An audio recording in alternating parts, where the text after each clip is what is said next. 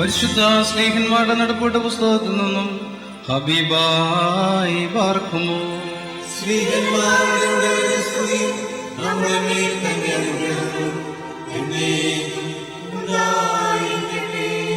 വിശ്വസിച്ചവരായ ജനക്കൂട്ടത്തിന് ഏക മനസ്സും ഏകാഭിപ്രായവുമായിരുന്നു.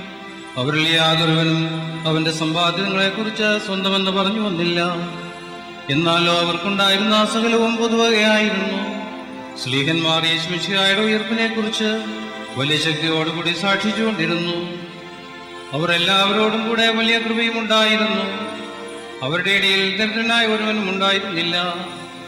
എന്തെന്നാൽ നിലങ്ങളും ഭവനങ്ങളും ഉണ്ടായിരുന്നവർ അവ വിറ്റ് വില കൊണ്ടുവന്ന് സ്ലീഹന്മാരുടെ കാലത്തിൽ വെക്കുകയും ഓരോരുത്തരും ആവശ്യം പോലെ നൽകുകയും ചെയ്തു വന്നു. കുപ്രോസ് ദേശത്തു നിന്നുള്ള ഒരു ലേവ്യനും ആശ്വാസത്തിന്റെ പുത്രൻ എന്നർത്ഥമുള്ള ബർന്നബ എന്ന സ്ലീഹന്മാർ വിളിച്ചിരുന്നവനുമായ യോസെഫിന് ഒരു നിലമുണ്ടായിരുന്നു. അവൻ അത് വിറ്റ് വില കൊണ്ടുവന്ന് സ്ലീഹന്മാരുടെ കാൽക്കൽ വെച്ചു. ഹബീബായി പാർക്കുന്നു.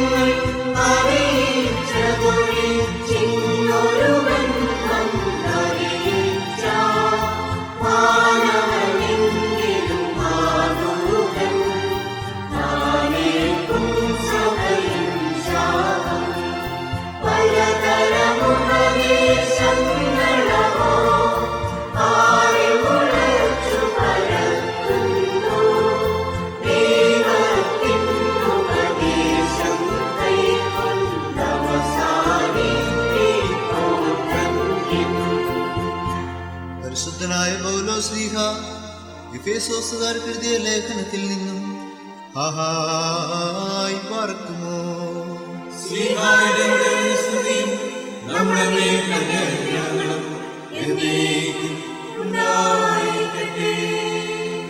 നമ്മുടെ കർത്താവിൽ ബന്ധിക്കപ്പെട്ടവനായ ഞാൻ നിങ്ങളോട് അപേക്ഷിക്കുന്നത് എന്തെന്നാൽ, നിങ്ങൾ വിളിക്കപ്പെട്ട വിളിക്ക് യോഗ്യമാകുന്ന പ്രകാരം സകല മനോവിനയത്തോടും ശാന്തതയോടും ദീർഘക്ഷമയോടും നടപ്പിൻ. സ്നേഹത്താൽ തമ്മിൽ സഹിക്കുന്നവരും സമാധാന ബന്ധത്തിൽ ആത്മാവിന്റെ ഐക്യം കാത്തുകൊള്ളുവാൻ താല്പര്യമുള്ളവരും ആയിരിപ്പിൻ. നിങ്ങളുടെ വിളിയുടെ ഏകശരണത്തിൽ നിങ്ങൾ വിളിക്കപ്പെട്ടിരിക്കുന്ന പ്രകാരം നിങ്ങൾ ഏക ശരീരത്തിലും ഏക ആത്മാവിലും ഇരിപ്പാനായിട്ട് തന്നെ. എന്തെന്നാൽ ഒരു കർത്താവും ഒരു വിശ്വാസവും ഒരു മാമോദീസായുമേയുള്ളൂ. എല്ലാവരുടെയും പിതാവും എല്ലാവരുടെയും എല്ലാവരിൽ കൂടിയും എല്ലാവരിലും വ്യാപിക്കുന്നവനും ഏകദൈവമാകുന്നു. ആഹായി പാർക്കുമോ.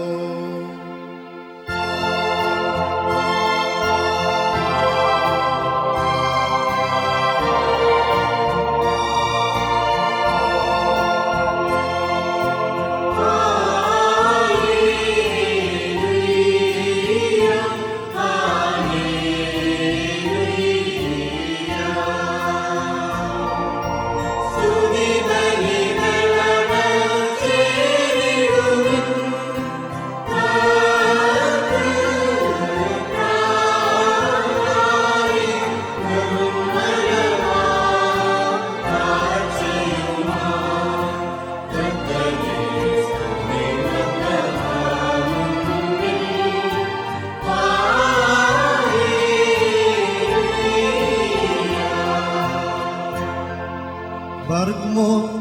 നാടകത്തോടും ഭയത്തോടും വണക്കത്തോടും ചെവി കൊടുത്ത് നമ്മുടെ മുമ്പാകെ വായിക്കപ്പെടുന്ന നമ്മുടെ കർത്താവ് യേശുമിശിഹായുടെ വിശുദ്ധ എവങ്കേലിയോനിലെ ദൈവത്തിന്റെ ജീവനുള്ള വചനങ്ങളുടെ അറിയിപ്പിനെ കേൾക്കണം. ബാറക്കുമോർ, നിങ്ങൾക്കെല്ലാവർക്കും സമാധാനം ഉണ്ടായിരിക്കട്ടെ.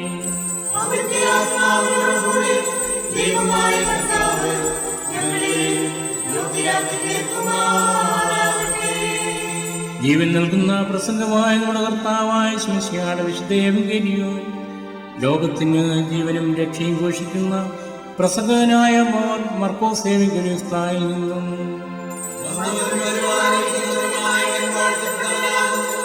നമ്മുടെ രക്ഷയ്ക്കായി തന്നെ സ്തുതികളും നാം എല്ലാവരുടെയും മേൽ തന്നെ അനുഗ്രഹങ്ങളും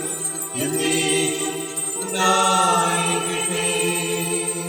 വിശുദ്ധ കന്യകമറിയാമിൽ നിന്നും ശരീരയായി തീർന്ന ദൈവവും ജീവന്റെ വചനവും നമ്മുടെ രക്ഷകനുമായ കർത്താവായ മിശിഹായുടെ പുനരുത്ഥാന കാലത്ത് ഇവ ഇപ്രകാരം സംഭവിച്ചു. അങ്ങനെ വിശ്വസിച്ച് ഞങ്ങൾ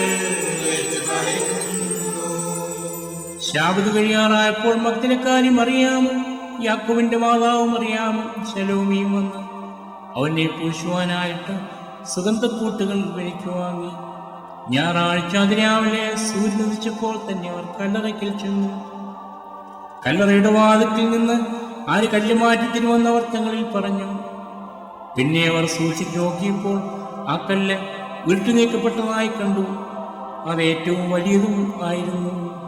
അവർ കല്ലറയിൽ പ്രവേശിച്ചപ്പോൾ ഒരു യുവാവ് വെള്ള നിലയങ്കി ധരിച്ച് വലത്ത ഭാഗത്തിരിക്കുന്നതായി കണ്ട് പരിഭ്രമിച്ചു. അവനവരോട്, നിങ്ങൾ ഭയപ്പെടേണ്ട, കുരിശിത്തറയ്ക്കപ്പെട്ടവനായ നസറേത്തുകാരൻ യേശുവിനെ അല്ലയോ നിങ്ങൾ അന്വേഷിച്ചത്? അവൻ ഉയർത്തെഴുന്നേറ്റു, അവനിവിടെ ഇല്ല. അവനെ വെച്ചിരുന്ന സ്ഥലം ഇതാണ്. നിങ്ങൾ പോയി പത്രോസിനോടും അവന്റെ സഖിമാരോടും നിങ്ങൾക്ക് മുമ്പേ ഗലീലായിലേക്ക് പോകുമെന്നും അവിടെ വെച്ച് നിങ്ങൾക്ക് അവനെ കാണാമെന്നും പറയുകയും. അപ്പോൾ മഗ്ദലക്കാരി മറിയാം ചെന്ന് താൻ കർത്താവിനെ കണ്ടുവെന്നും ഇവ തങ്ങളോട് സംസാരിച്ചുവെന്നും ശിഷ്യന്മാരെ അറിയിച്ചു. ആ ഞായറാഴ്ച ദിവസം സന്ധ്യയ്ക്ക് യഹൂദന്മാരെ പറ്റുള്ളതായ ഭയനിമിത്തം വാതിലുകൾ ബന്ധിക്കപ്പെട്ടിരിക്കെ യേശു തമ്പുരാൻ അവരുടെ മധ്യേ വന്നു നിന്നുകൊണ്ട് നിങ്ങൾക്ക് സമാധാനം എന്ന് പറഞ്ഞു. ഇത് പറഞ്ഞിട്ട് തന്റെ കൈകളും വിലാപ്പുറവും അവർക്ക് കാണിച്ചു കൊടുത്തു. ശിഷ്യന്മാർ കർത്താവിനെ കണ്ടതിൽ സന്തോഷിച്ചു. പിന്നെയും അവരോട്, നിങ്ങൾക്ക് സമാധാനം. അവൻ അവരുടെ മേലൂതി അവരോട്, നിങ്ങൾ പരിശുദ്ധാത്മാവിനെ കൈക്കൊള്ളുകയും നിങ്ങൾ ആരുടെ പാപങ്ങൾ മോചിച്ചിരിക്കുന്നുവോ അവ മോചിക്കപ്പെട്ടിരിക്കും, ആരുടെ പാപങ്ങൾ മോചിക്കാതിരിക്കുന്നുവോ അവ മോചിക്കപ്പെടാതിരിക്കുകയും ചെയ്യും. ബാറക്കുമോ നിങ്ങൾക്കെല്ലാവർക്കും സംപ്രീതി.